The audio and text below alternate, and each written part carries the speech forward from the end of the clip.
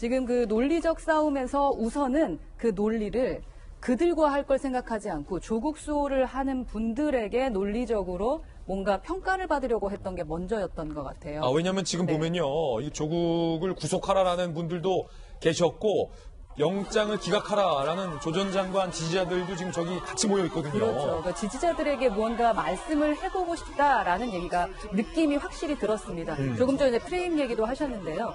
사실 뭐 미국의 FBI나 CIA나 그리고 정치를 하시는 분들이 비언어를 읽으면서 무언가를 추측합니다. 그 부분에 의해서 제가 입각해서 한 가지 말씀을 드린다면 아까 우산 얘기를 했는데요.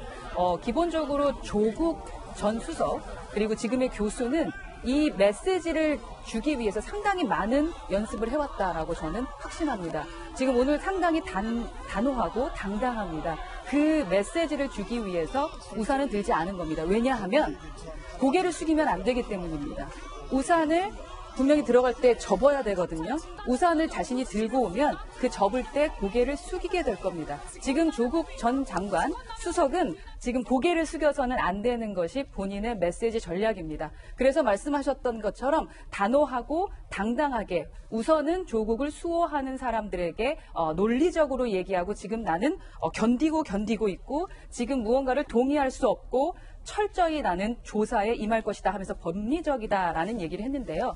지금 조국 수호하는 분들에게는 아마 그 메시지가 갔을 겁니다. 하지만 지금 말씀하셨던 것처럼 그 안에 들어가서는 어떻게 이야기를 할까, 어떤 식으로 논리를 펴갈까라는 생각을 해본다면요. 저는 입을 많이 닫고 있지 않을까라는 생각을 하게 됩니다. 왜냐하면 조국 전 장관이 뭐라고 했죠? 정무적으로 나는 처리했을 뿐이다라고 했습니다. 이분 서울대 법대 교수입니다. 청와대 내에서는 정치를 해서는 안 되는 것으로 저는 알고 있습니다. 그런데 정무적 판단에 의해서 했다? 나는 법적인 문제가 없다? 라고 말하는 게 서울대 법대 교수가 할 얘기입니까? 이미 논리적으로 꼬였기 때문에 지금 이 논리를 어떻게 풀어가야 될지 지금 김진 기자가 지금 꼭 집었었던 것처럼 아마도 좀 많이 이게 헝클어져 있을 것 같고요. 예. 그 부분에 대해서는 본인은 말을 좀 줄이고 주변에 있는 변호사가 대신해서 많은 것을 이야기해주지 않을까 하는 생각이 듭니다. 갈아버리라라고 지시를 했다. 오늘 저희들 단독 취재 내용입니다. 법원이 이거 어떻게 판단할지 상당히 궁금해지는데 정무적 판단이다라는 것에 대해서 검찰은 앞서 그 궤변이다라고 저희들에게 얘기를 한 바 있습니다. 갈아버리라라는 지시가 있기까지 조국 당시 수석이 4번의 보고를 받습니다. 특감 반원에게 유재수 비위에 대해서.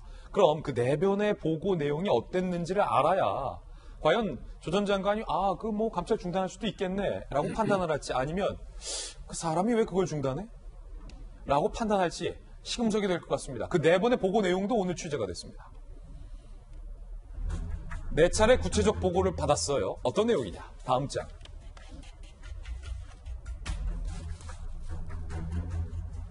얼마나 구체적이었는지 2017년 10월 특감반 보고. 유재수 아내가 A 업체에서 받은 골프채 상표까지 보고받았다. A 업체가 유재수 일가의 항공권을 대신 구입한 정황도 조국 수석이 보고받았다. 상세 보고 받고도 최종 보고서 작성 안 했다. 유재수 휴대전화의 정보를 폐기했다라는 겁니다. 검찰에서는 조국, 유재수 비위 중대함을 인지하고도 감찰 중단을 했다. 오늘 이제 법원에서 이거를 집중적으로 부각할 방침이라는 건데요. 한 가지 오늘 흥미로운 게 앞선 정권의 민정수석도 구속이 된 바 있습니다. 우병우를 구속시켰던 당시에 판결문 내용 중 일부가 바로 이런 문장입니다.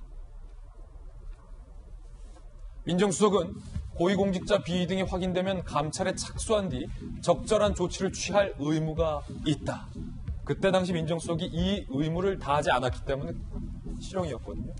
자, 과연 오늘 재판부가 지금까지 보셨던 갈아버려라, 4차례 구체적인 보고를 받고도 사표 수리해라 라고 했던 조국 당시 수석의 역할을 민정수석의 적절한 조치라고 생각한다면 영장을 기각하는 거고, 방금 일련의 행동들 갈아버려라가 민정수석으로서 적절한 조치가 아니다라고 판단한다면 구속시키는 거겠죠. 그렇습니다. 저는 오늘 지금 잠시 후 벌어질 영장 실질 심사가 그리 오래 걸리지 않을 거라고 생각합니다.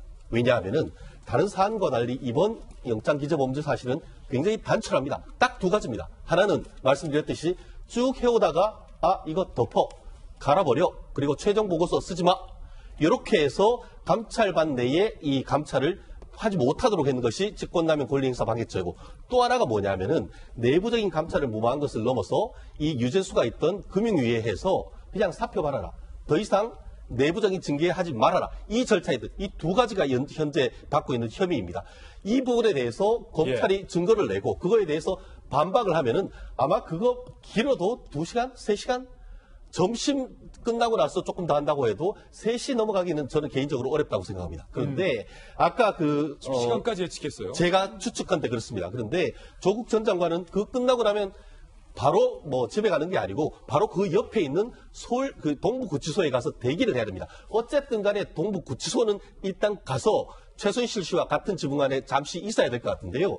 그런데 들어가면서 마지막에 아까 뭐라고 했냐면은 재판부가 법리적으로 엄격한 판단을 해줄 거라 얘기를 했습니다. 그 말은 뭐냐면은 사실관계는 쉽게 다투기 어렵다는 것을 얘기를 하는 것이죠. 그렇기 때문에 사실관계를 제시하면 그걸 반박하기는 현실적으로 굉장히 어렵단 말이에요. 그렇다고 하면은 이 재판부에서 사실관계를 다퉈야 굉장히 오래 걸릴 것 같은데 그거 내면은 아 그건 맞다. 그렇지만 그거는 이러이러한 점에 대해서 나는 정무적 판단이다 하고나 그걸로 끝.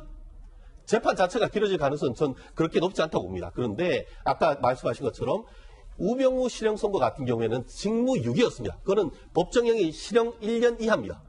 그건 왜냐하면 알면서도 나쁜 걸 알면서 가만히 냅뒀는 것인데 이번 같은 경우에 적극적으로 하다가 하지 말라고 적극적으로 지시했는 것은 5년 이하의 그 징역에 해당합니다. 그렇기 때문에 만약에 이 사건이 객관적 증거와 참고인의 진술에 의해서 이 부분에 대해서 이제 입증이 된다고 하면은 우병우가 결국 3번째 구속되는 것처럼 조 전 장관 오늘 집으로 가기 쉽지 않지 않을까 저는 예측합니다.